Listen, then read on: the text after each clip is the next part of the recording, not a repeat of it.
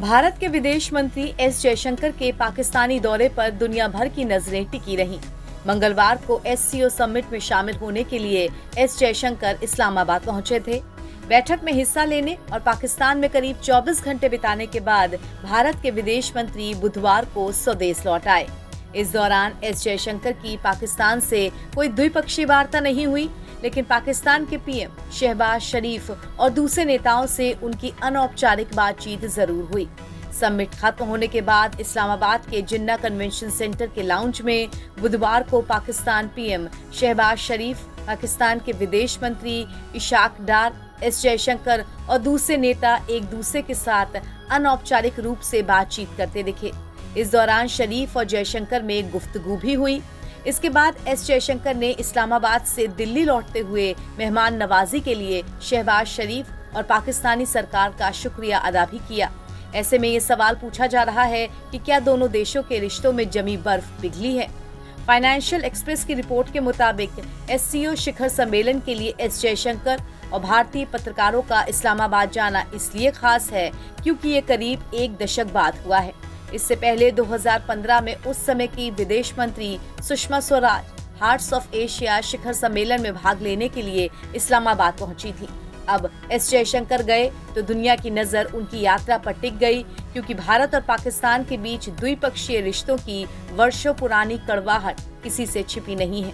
SCO की बैठक और एस जयशंकर का दौरा ऐसे समय में हुआ जब पाकिस्तान भी अंदरूनी राजनीतिक उठापटक के दौर में है। जेल में बंद पूर्व पीएम इमरान खान की पार्टी के कार्यकर्ता लगातार सरकार के विरोध में सड़कों पर प्रदर्शन कर रहे हैं। इसके लिए कई पाकिस्तानी राजनेताओं ने भारत पर भी दोष मढ़ा है। एससीओ बैठक से पहले इस बयानबाजी ने भारत और पाकिस्तान के बीच संभावित द्विपक्षीय जुड़ाव की उम्मीद को कमजोर ही किया। आपको बता दें कि एससीओ का हाल के वर्षों में विस्तार हुआ है। इसमें भारत, ईरान, कजाकिस्तान, चीन, किर्गिस्तान, रूस, पाकिस्तान, तजाकिस्तान और उज्बेकिस्तान पूर्ण सदस्य हैं। 3 देश अफगानिस्तान, बेलारूस और मंगोलिया को एससीओ के पर्यवेक्षक, जबकि 14 देश अजरबैजान, आर्मेनिया, बहरीन, कंबोडिया, मिस्र, Kuwait, Maldives, Myanmar, Nepal, Qatar, Saudi अरब, श्रीलंका, तुर्की और यूएई संवाद भागीदार हैं।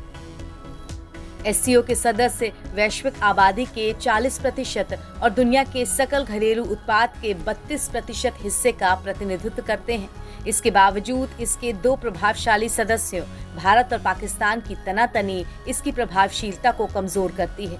लिहाजा एस जयशंकर के पाकिस्तान दौरे से एक्सपर्ट उम्मीद कर रहे हैं कि ये दौरा सहयोग को तो बढ़ावा नहीं देगा, लेकिन मतभेदों को पीछे रखने में मददगार हो सकता है।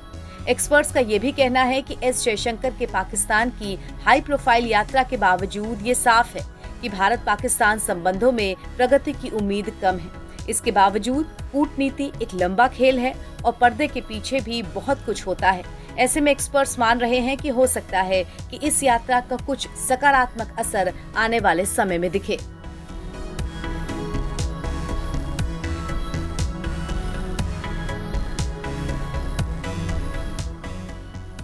एनबीटी ऑनलाइन की रिपोर्ट।